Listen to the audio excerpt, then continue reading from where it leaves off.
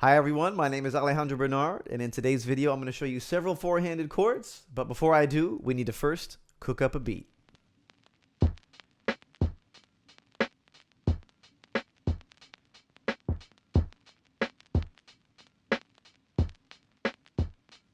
Okay, so now that we got a beat cooked up, let's put a nice R&B progression over it. Here we go. So we have 2, 3, 4, 3, 4. Okay, so those chords we have E flat major 7, D7 sharp 9, G7 sus, B flat 7 sus. And this is just a really standard R&B progression, and it sounds great, but it needs something extra, maybe another instrument or another set of hands. So I'm going to do that same progression again, but after the fact, I'm going to add those extra chords to it and see how this sounds. It goes.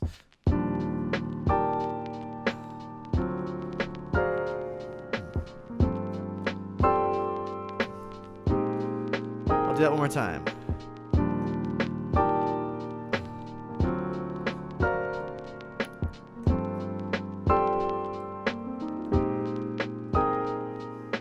Already you can hear the sparkle in the upper register, and it's so much different than just taking the same voicing and playing it up 2 octaves. No, you're starting to understand how the piano wants to be played. That in the middle register, the notes can be close together, and when you get in the upper register, you use perfect intervals, and there's this glimmer, and it's just so bright, and it makes all your chords pop even more. So let's take a minute now and just go over them slowly so I can explain the voicings at work. So the first chord I played was this one. And then I said E flat, add 2 in the left hand, and then I had this grip over here. I cannot tell you how useful this grip is, where you have an octave and then 2 notes in the middle, the 4th and then a 4th from the top. It's so useful. You can use this over so many different chords, but it helps it to pop. And, 50 years ago, you might have just done this, like Oscar Peterson would voice chords this way. But because we're an R&B flavor, we do want to soften it up a little bit. This might be a little bit too punchy. So we'll just add this extra note, right? And so there's that glimmer. When you put it together, I could listen to that chord all day long. It's gorgeous and beautiful and perfect for the style. So when we get here, to this one's a little bit more peculiar. I think I did this. I use that same shape again, right? Where the 4th, within the limits of an octave. And then I did this kind of funky thing here. It's like this whole tone. But the basic idea is just to take some of the core notes of D7 and put them close together. You might even do something like this, or maybe something like this, or just something like this. But you have this collection of notes, they're close, and then you can follow it up with some of the notes that are missing. So here I have the flat 5, and so I did the sharp 5 up here.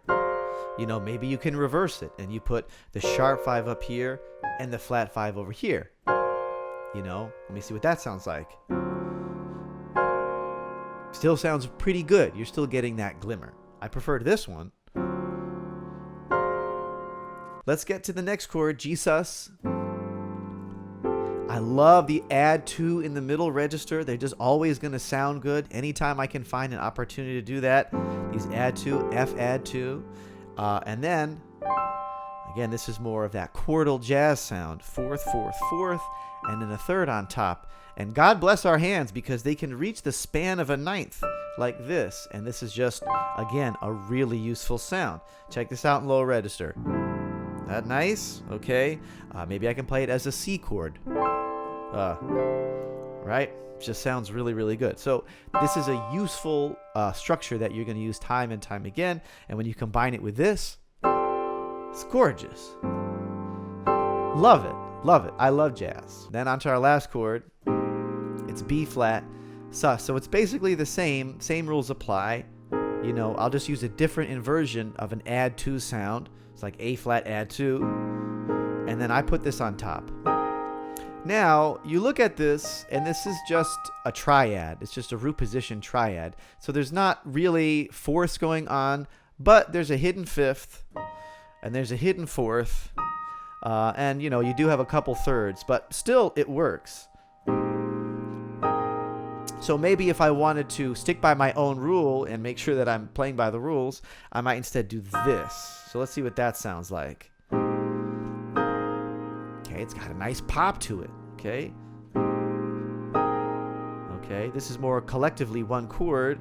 And this feels like two different chords. I actually think I like this one better, right? If you tell me which one you prefer, if you're still watching the video, do you like this one with the perfect intervals on top?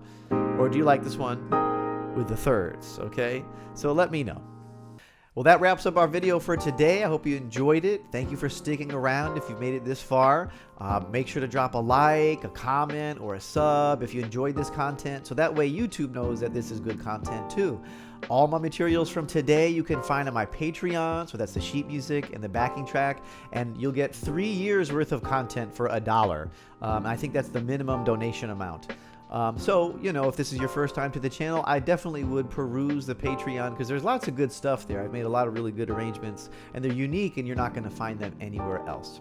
But again, I thank you for watching, and I'll see you all at the next video. Take care.